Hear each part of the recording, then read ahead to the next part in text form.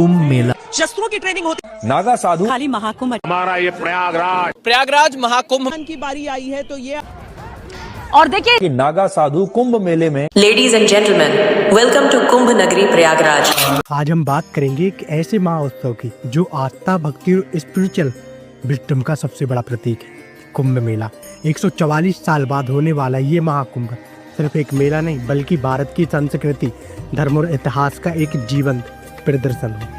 इस वीडियो में हम समझेंगे कुंभ का इतिहास और शुरुआत कब और कैसे हुई, साधु संत और अघोरी बाबा को कुंभ के बारे में कैसे पता चलता है, कुंभ से हमें क्या सीखने को मिलता है। इस वीडियो को एंड तक वॉच करिए क्योंकि ये वीडियो सिर्फ एक इन्फॉर्मेशन नहीं, एक एक्सपीरियंस होने वाला है। कुंभ का इतिहास। पहला कुंभ कब और कैसे हुआ। कुंभ का इतिहास बहुत ही रोचक और प्राचीन है। सबसे पहले बात करें तो कुंभ का संबंध समुद्र मंथन की पौराणिक कथा से है। जब देवता और असुर अमृत के लिए समुद्र का मंथन करते हैं तो एक कुंभ घड़ा अमृत का निकलता है। ये कुंभ 4 जगह गिरता है, हरिद्वार, प्रयागराज, उज्जैन और नासिक। इन्हीं जगहों पे हर 12 साल में कुंभ मेला का आयोजन होता है और जो महाकुंभ 144 साल बाद होता है उसकी स्थिति और भी विशेष होती है क्योंकि इस समय ग्रह और नक्षत्रों की स्थिति अद्भुत होती है। क्या आपको पता है पहला record Kumbh Mela 7वीं century AD में हरिद्वार में हुआ था, जिसका जिक्र हुआ तासंग के लेखों में मिलता है। तब से लेकर आज तक ये परंपरा लगातार चल रही है। साधु संतों और अघोरी बाबा को कैसे पता चलता है कुंभ के बारे में। साधु संत और अघोरी बाबा के लिए कुंभ का समय एक स्पिरिचुअल कॉलिंग होती है। उन्हें कुंभ के बारे में पता चलता है अलग अलग तरीकों से। पहला, ज्योतिष विद्या। साधु संत ग्रहों और नक्षत्रों की स्थिति का अध्ययन करते हैं। जब बृहस्पति, जुपिटर और सूर्य एक विशेष स्थिति में आता है समझा जाता है कि कुंभ का समय आ गया है। दूसरा, गुरु शिष्य परंपरा। साधु और अघोरी अपने गुरुओं से ज्ञान प्राप्त करते हैं। गुरुओं की परंपरा में कुंभ के समय और जगह का अध्ययन किया जाता है। तीसरा, स्पिरिचुअल इंट्यूशन।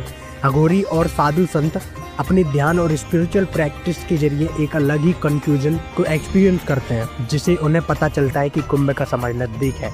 चौथा, सामुदायिक कम्युनिकेशन। कुंभ के पहले अखाड़ों और साधु समाज के बीच सम्मेलन होते हैं जिसमें कुंभ के शेड्यूल का अनाउंसमेंट होता है।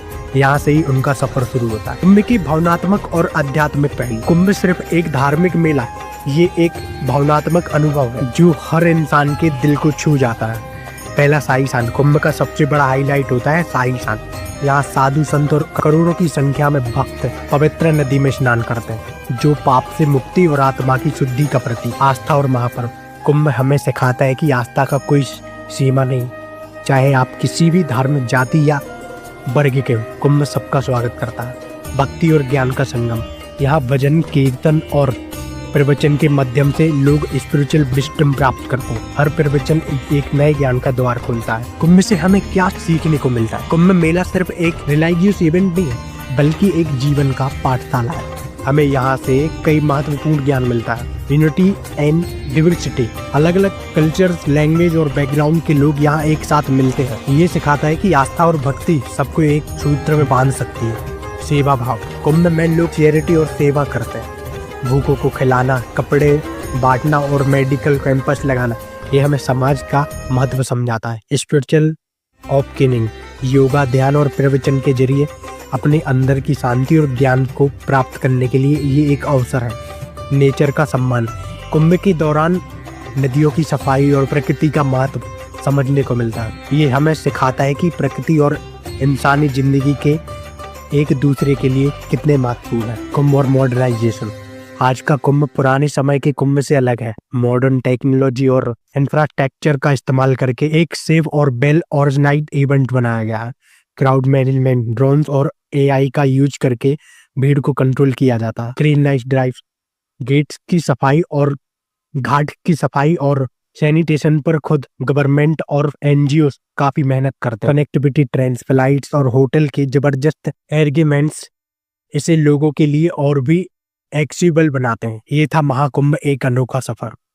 कुंभ सिर्फ एक धार्मिक सम्मेलन नहीं बल्कि एक जीवन का पाठ है जो हमें आस्था, सामाजिक सेवा और आत्मा के ज्ञान की शिक्षा देता है। यहाँ से हमें 3 बड़े लेसन मिलते हैं जो हमें मोटिवेट करते हैं। सब्र और श्रद्धा। करोड़ों लोग बिना किसी शिकायत की लाइन में लगकर स्नान करते हैं। ये सिखाता है कि सफलता पाने के लिए सब्र और श्रद्धा कितनी जरूरी है। दूसरा, यूनिटी और डिवर्सिटी, अलग अलग बैकग्राउंड के लोग एक ही आस्था के लिए इकट्ठे होते हैं। ये हमें सिखाता है कि एकता में ही शक्ति है। सेवा और समापन, कुंभ के दौरान सेवा और दान महत्ता समझ आती है। ये हमें इंस्पायर करता है कि हमेशा समाज के लिए कुछ करें। जिंदगी में कुंभ का ये मैसेज याद रखें, आस्था और मेहनत के संगम से हर मुश्किल पार की जा सकती है। ये वीडियो आपके लिए बनाई गई थी, आपके सफर के लिए, हॉस्टल भी तक की। जय श्री महाकाल।